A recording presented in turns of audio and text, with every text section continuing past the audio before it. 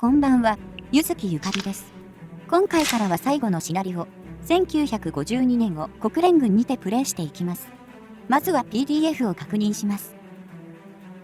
導入。1952年は、1952年3月10日から1953年3月31日までを期限とし、1週間を1ターンとする61ターンの3番目に長いキャンペーンである。朝鮮戦争後期であり、両陣営が大規模な戦力を塹壕とともに配置し、第一次世界大戦とさほど変わらない様相となった。共産党軍は、休戦協定が締結される前に可能な限り多くの領域を占領しなければならない。国連軍は、現状戦線を維持しつつ、休戦協定が締結される前に北上しなければならない。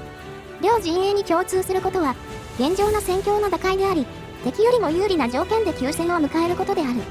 また、北朝鮮、中国軍はソビエトから、韓国軍はアメリカから強力な支援を受け、再建と強化がなされている。なお、休戦が行われる前に、いくつか重要な出来事が発生する。次に、勝利条件を確認します。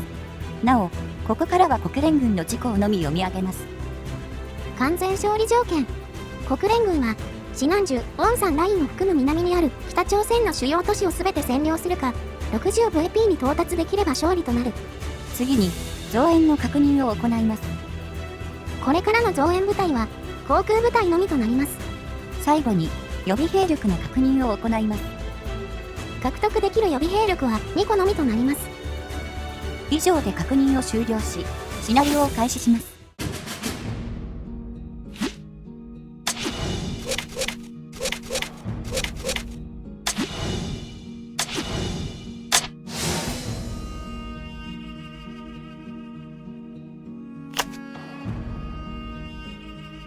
敵機襲来。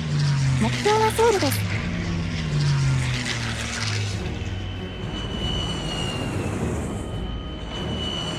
全対地部隊の撃退に成功しました。地上部隊はどう動きますかな？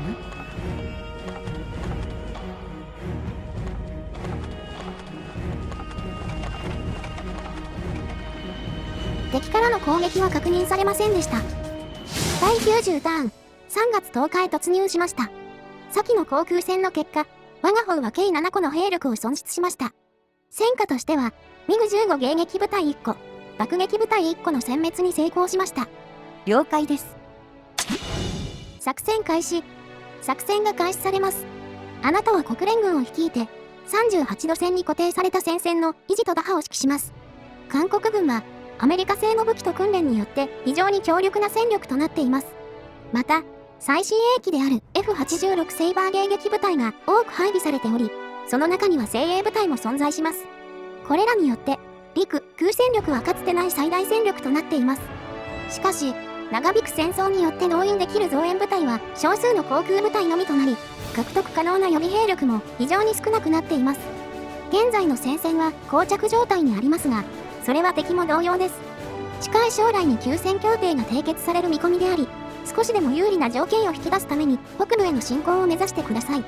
全世界が閣下の勝利を信じています。報告。オーストラリア政府から軍の派遣が行われるとのこと。読み上げます。アンザック派遣。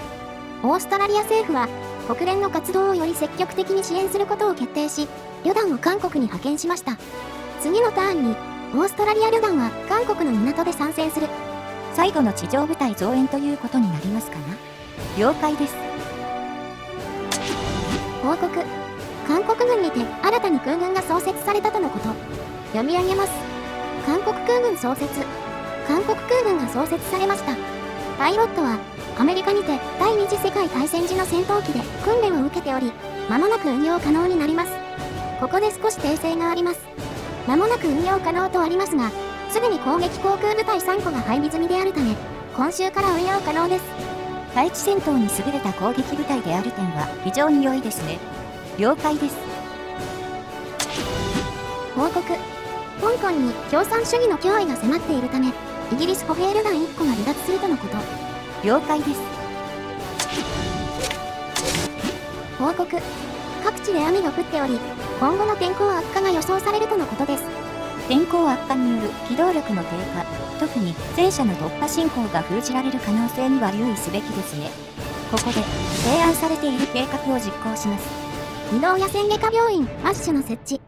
移動野戦外科病院マッシュが設立されました。負傷者はより迅速かつより良い治療を受けられるようになります。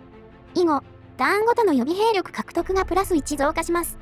また、定期的に再選択可能なマッシュカードを獲得します。国連軍-2VP。予備兵力の増加は、この局面では得難いものです。代償として勝利点の減少がありますが、戦略目標の達成による勝利を目指すため、問題ありません。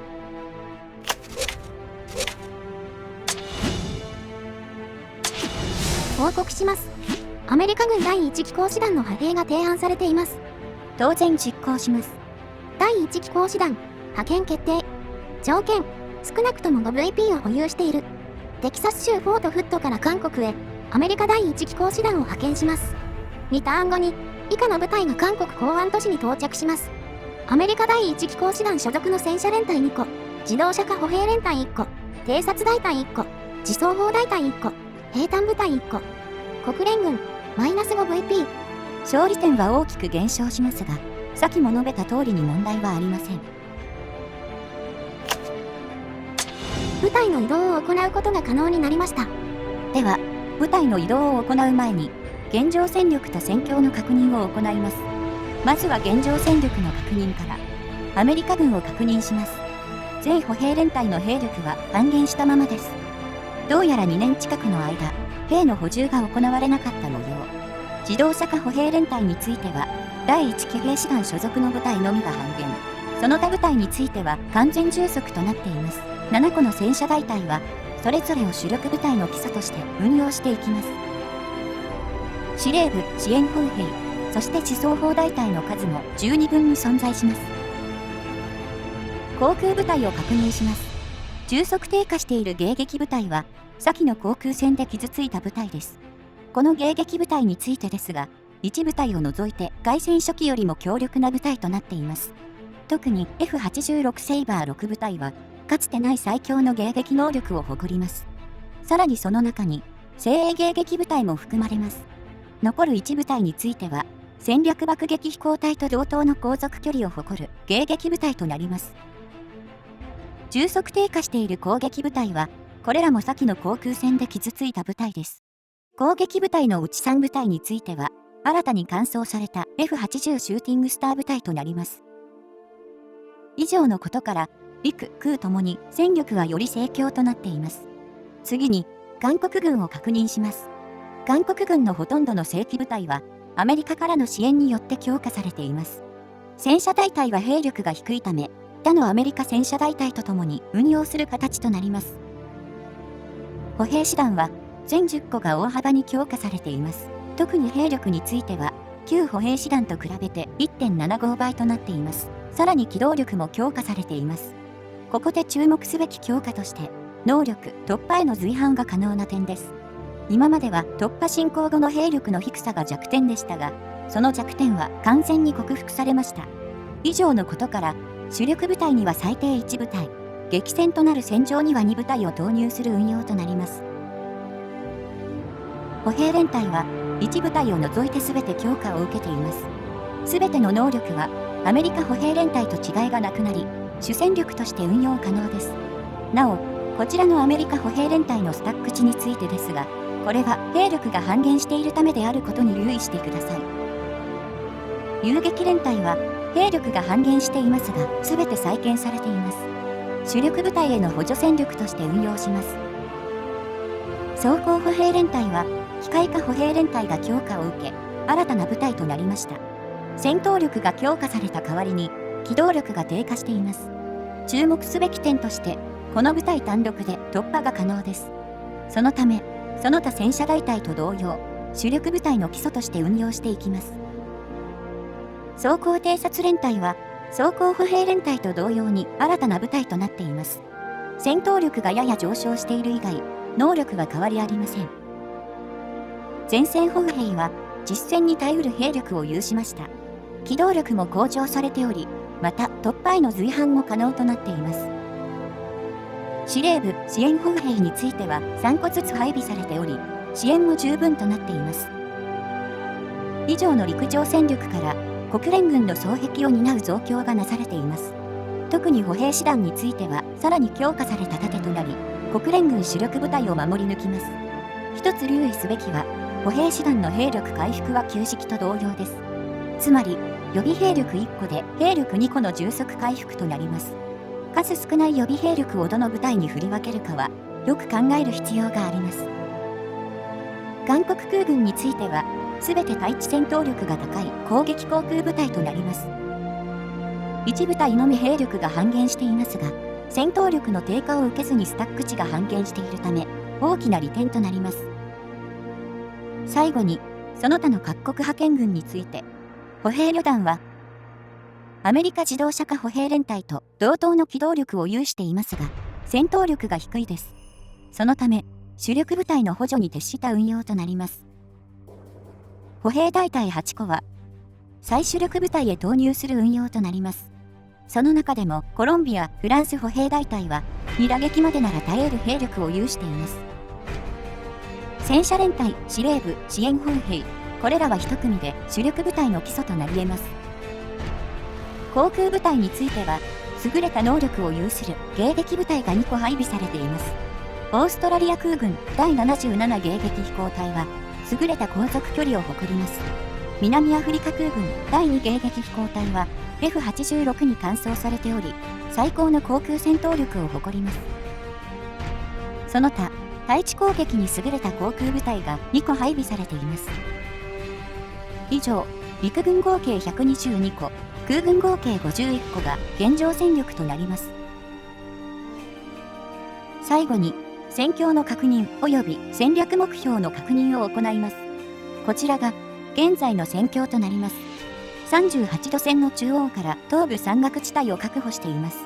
敵と接する10地域の前線には、分厚い塹壕が築かれています。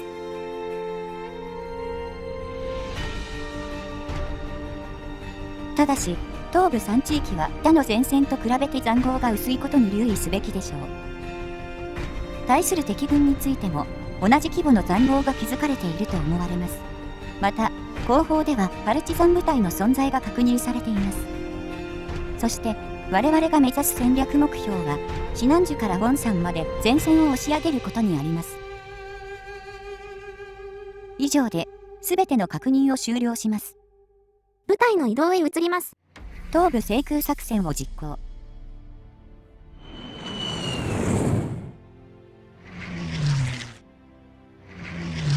問題なく完了。後方のパルチザン部隊へ空襲を実行。すでに敵部隊の位置は看破できているため、今週中に殲滅します。全部隊の移動が完了しています。敵と接する前線地域に部隊を限界まで配備し、敵前線に対しては空襲を実行。後方のパルチザン部隊3個に対しては、後方の陸上部隊のみで対応し、その代わりに手厚い航空支援を実行。進行戦が開始されます。コリョン、確保完了。ナムオン、確保完了。ムジュ、確保完了。これで、後方の安全は確保されました。ヘジュにて、迎撃部隊1個の殲滅に成功しました。以上で、すべての進行戦が終了しました。防空移動が完了しました。陸、空、ともに前線に集結。敵はどう動きますかな？予備兵力の割り当てに移ります。半減している全部隊に割り当てたいところですが、予備兵力10個では厳しいですね。その後のことを考えると、ある程度残す必要もあります。結果的に予備兵力4個を残し、我が軍の行動を終了します。先の進行の結果、陸上部隊3個、航空部隊4個、構築物1個の殲滅と破壊に成功しました。了解です。報告します。中国に古軍程度の兵力が投入されたとのことです。敵の増援ですか？曖昧ではありますが、了解です。敵機、後方ソウルへ向けて爆撃を行う模様です。その地域には補給基地しか存在しないため、問題ありませんね。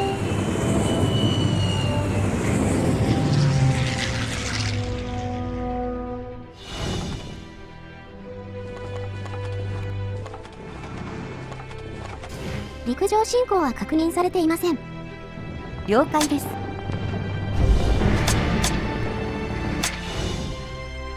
3月17日へ突入しました。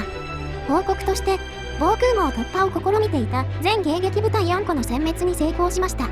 ただでさえ制空能力に大きな差がありましたが、これで決定的になりましたね。報告として、先週に創設されたマッシュが活用できるとのことです。当然実行します。移動野戦外科病院マッシュ。無作為に選ばれた国連軍歩兵部隊2個の兵力が完全充足まで回復します。報告として、韓国遊撃連隊とアメリカ歩兵連隊が完全充足となりました。了解です。さらに報告として、予定通りオーストラリア歩兵旅団が到着しました。自動車化されているため機動力がありますが、アメリカ部隊と比べた場合の戦闘力は一歩及びませんね。運用方法としては各国派遣軍旅団と同様、主力部隊の補助で良いでしょう。部隊の移動へ移ります。次なる一手として陸上侵攻はしばらく行わず、少なくともパルチザン狩りを行っていた部隊を前線に出すまでは待ちます。休戦に向けての動きがあるとのことですが、政治的大事は起きていないため猶予があります。その間、航空部隊にはしっかり働いてもらいます。1部隊殲滅。平壌上空にて勝利。中国国境付近にて中国軍に偽装したソ連軍と交戦。戦略目標地域はソ連軍の影響範囲外であるため、無理に交戦する必要はありませんね。以後は狙うべき兵力がなくなるまでは無視します。ウォンサン上空にて複数の航空部隊を捕捉。殲滅完了。航空部隊の移動が完了しました。敵前線に対して空襲を実行。制空能力の喪失がどのような事態を引き起こすかがよくわかりますね。空襲が実行されます。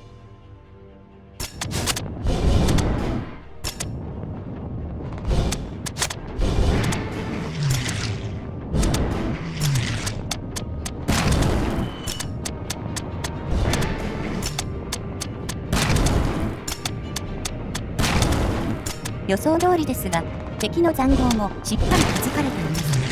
航空部隊のみで破壊することは難しいかもしれません。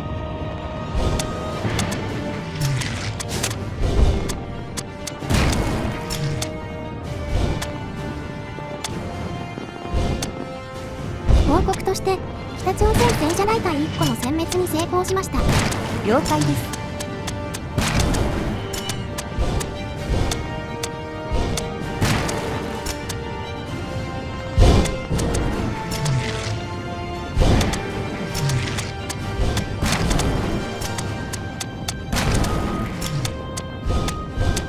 敵軍も長引く戦争で予備兵力は決して多くないはずです。この前言攻撃は敵にとって悪夢そのものでしょう。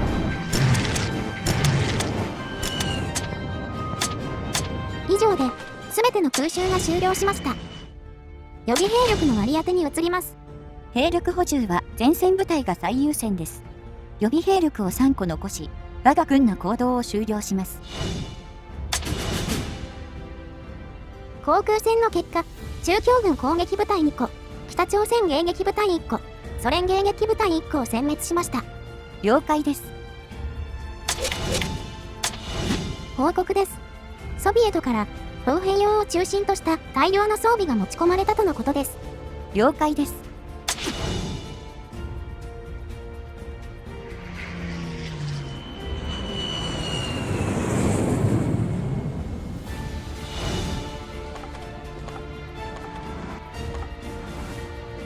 今週も陸上侵攻は確認されていません。敵が動かないということは、そのまま血を流し続けることを意味します。戦況は我が軍優勢に傾きつつあります。3月24日へ突入しました。報告します。アメリカ軍第1機甲師団が到着しました。詳細な内訳として、戦車連隊2個、自動車化歩兵連隊1個、自走砲大隊1個、偵察大隊1個、兵団部隊1個、以上となります。それぞれの部隊を確認します。まず、これら第1機甲師団の戦闘正面部隊は、能力、装甲が全てにあります。これによって確かな強靭性が発揮されます。戦車連隊について、一番の特徴として、歩兵部隊と同等の兵力を有していることが挙げられます。特に第1戦車連隊は、旧韓国歩兵師団と同等であるため、兵力が削り切られることはまずありえません。戦闘力についても歩兵連隊と同等です。一つ留意すべき点として、スタック値が2であることのみが挙げられます。次に、自動車化歩兵連隊について、他の自動車化と比べた場合、能力、装甲の有無が挙げられます。また、士気が強化されていることも特徴です。次に、自走砲大隊について、この部隊は兵力が存在するため、支援部隊ではないことに留意すべきです。その代わり、戦闘力が若干強化されています。また、機動力が強化されており、他の戦車部隊と遅滞なく随伴することが可能となっています。次に、偵察大隊について、アメリカ軍では初めての偵察大隊となります。能力、戦闘支援のほか、第1騎兵師団を超える機動力が特徴です。兵隊部隊については、他の部隊と比較して優れた点はありません。優れた進行部隊が到着したことは、後々の大攻勢で活躍することは間違いありません。以上で確認を終了します。全部隊の移動が完了しています。今週も引き続き、陸上侵攻は行いません。空襲については、特筆すべき戦果があれば報告します。予備兵力の割り当てに移ります。全アメリカ歩兵連隊の兵力は、激戦に耐える程度まで回復しています。予備兵力2個を残し、我が軍の行動を終了します。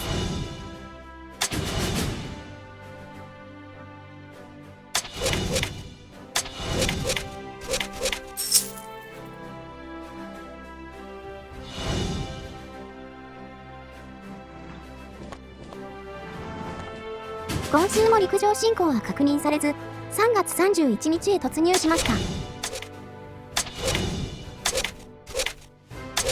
報告として、資金37がもたらされました。今回の収入と合わせて、合計59資金を用いることが可能です。まずは、軍備計画内を確認します。航空部隊は、アメリカ迎撃部隊と韓国攻撃部隊の2個ですね。陸上部隊は、香港危機に向かった部隊を呼び戻す形で歩兵旅団1個。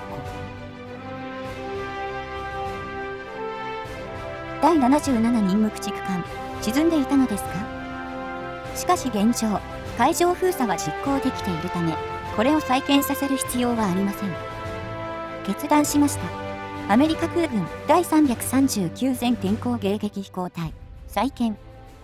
韓国空軍第2攻撃航空団、配備。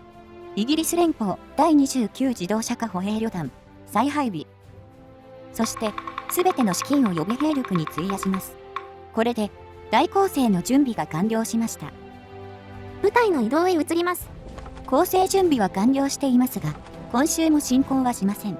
ここで、罠を仕掛けてみます。西部前線を塹壕のみ残し、後退。これで敵が西部確保に動けば、塹壕のない平原地帯で攻撃が仕掛けられます。ただし、敵が罠にかからずとも、大攻勢である4月攻勢は行います。全部隊の移動が完了しました。報告として、ケソン地域の全構築物の破壊に成功しました。予備兵力の割り当てに移ります。主に、韓国歩兵師団2個に割り当てます。以上、予備兵力22個を残し、我が軍の行動を終了します。